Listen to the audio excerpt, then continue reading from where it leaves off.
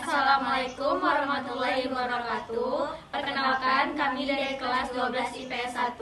Saya Friska Dwi Irawan. Saya Tasya Dija Putri. Saya Rini Rahmadani. Di sini kami akan mempresentasikan hasil kerja kami tentang perkembangan iptek. Pertama, di bidang luar angkasa. Nah, tau gak sih salah satu perkembangan di bidang luar angkasa itu apa? Memasuki era abad 20-an, Amerika Serikat menyadari akan pentingnya kecepatan dalam komunikasi dan informasi sehingga dicapai kesepakatan untuk meluncurkan satelit. Satelit pertama ini bernama satelit Telstar yang memiliki berat 77 kg.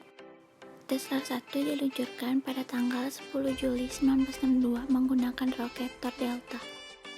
Telstar 1 dirancang untuk mengorbit selama kurang lebih 2 tahun, namun Telstar 1 hanya mampu mengorbit secara maksimal hingga Februari 1963.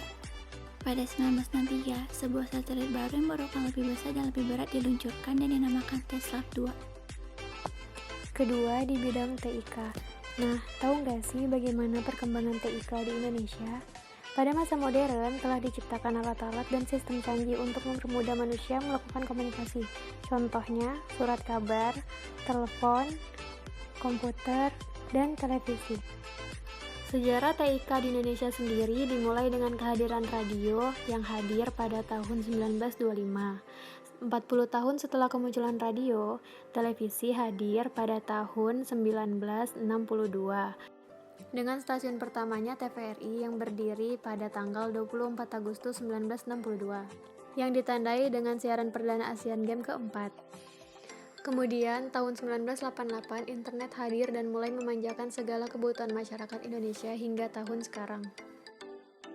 3. Di bidang persenjataan.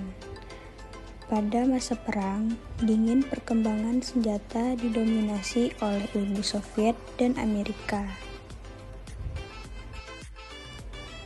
Uni Soviet berhasil mengembangkan bom atom yang bernama RDS-1 yang diuji coba pada tanggal 29 Agustus 1949 dan mengembangkan rudal balistik yang diuji coba pada tanggal 26 Agustus 1957.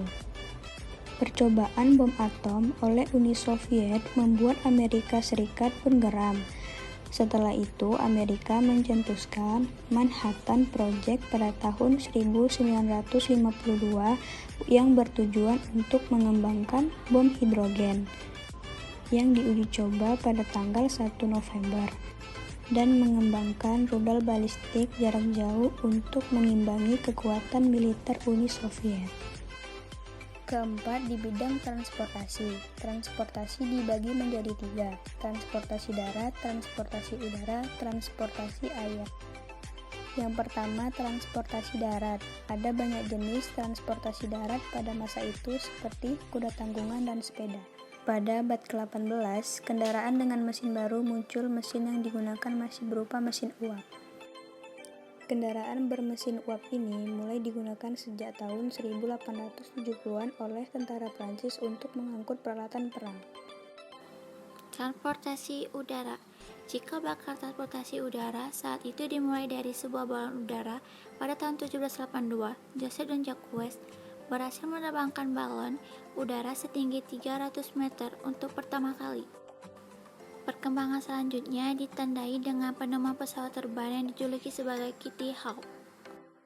Pada tahun 1903, Orville dan Wilbur Wright merancang mesin pesawat terbang. Selanjutnya, transportasi air. Perkembangan transportasi air tidak lepas dari penemuan mesin uap oleh James Watt. James Watt telah menginspirasi Robert Fulton yang membuat kapal uap.